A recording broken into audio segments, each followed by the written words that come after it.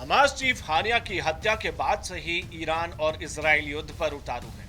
कहा जा रहा था कि ईरान हमले की तैयारी कर चुका है और किसी भी वक्त इजराइल पर मिसाइलों की बारिश हो सकती है, लेकिन ईरान की तैयारी पूरी की पूरी धरी रह गई। दरअसल इजराइल ने एक बार फिर ईरान की सुरक्षा एजेंसी IRGC को निशाना बनाते हुए एयर स्ट्राइक की। इस हमले में ईरानी रिवॉल्यूशनरी गार्ड कोर के 3 लड़ाकों के मारे जाने की खबर है। साथ ही 10 लोग घायल भी हुए हैं। इजराइल ने IRGC और ईरान की मदद से चलने वाले प्रॉक्सी गुटों पर शुक्रवार की रात ये एयर स्ट्राइक की, जिसमें इतना सारा नुकसान हुआ।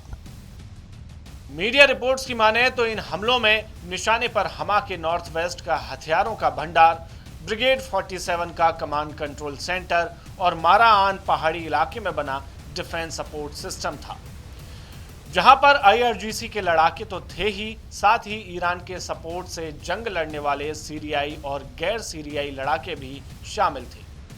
इजराइल डिफेंस फोर्सेस ने इन ठिकानों के अलावा होम्स रिफाइनरी के पास बने हिजबुल्लाह के सीरियाई गुट के फ्यूल डिपो पर बम बरसाए। इसी बीच हमा एयरबेस पर तैनात डिफेंस सिस्टम ने इजराइल की एयर स्ट्राइक का जवाब भी दिया, लेकिन उनकी ये कोशिश किसी काम में नहीं आ सकी। लिहाजा इजराइल हथियारों के एक बड़े ठिकाने और फ्यूल के बड़े भंडार को तबाह करने में कामयाब रहा और देखते ही देखते हमा और मारान पहाड़ी का इलाका धुआं धुआं हो गया। सीरिया की न्यूज एजेंसी सना ने इस खबर की पुष्टि भी की है।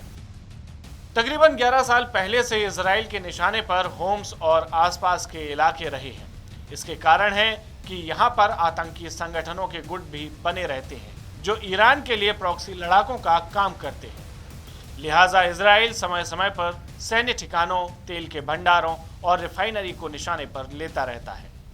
बीते 1 साल में इस इलाके पर इजराइल की खास नजर है, क्योंकि हाल ही में हुई घटना के बाद ईरान इस इलाके का इस्तेमाल लॉन्च पैड की तरह कर सकता था।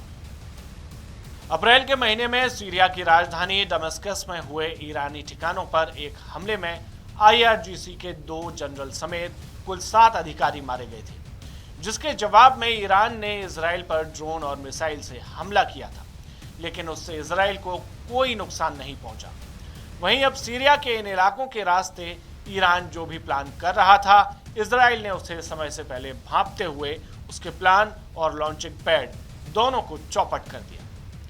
ये बताता है कि इजराइल ईरान की तुलना में कितना आगे है, लेकिन यदि ईरान को इस रास्ते से हमला करने का स्पेस मिल जाता तो शायद इजराइल के लिए ये जगह नई मुसीबत का सबब बन सकती थी। अब ईरान इजराइल पर हमला करने के लिए कौन से रास्ते चुनता है, किस इलाके को नया ठिकाना बनाता है, यह अभी तक सामने नहीं आया। चूंकि दोनों देशों के डायरेक्ट कोई बॉर्डर नहीं लगते, इसलिए ईरान को किसी ना किसी के कंधे पर रखकर ये बंदूक चलाने की जरूरत पड़ेगी ही। पर वो कंधा किसका होगा, ये वक्त बताएगा। इस लड़ाई में हर बीतता दिन एक खतरनाक मोड़ लेता जा रहा है। देखना होगा कि लड़ाई कब शांत होती है।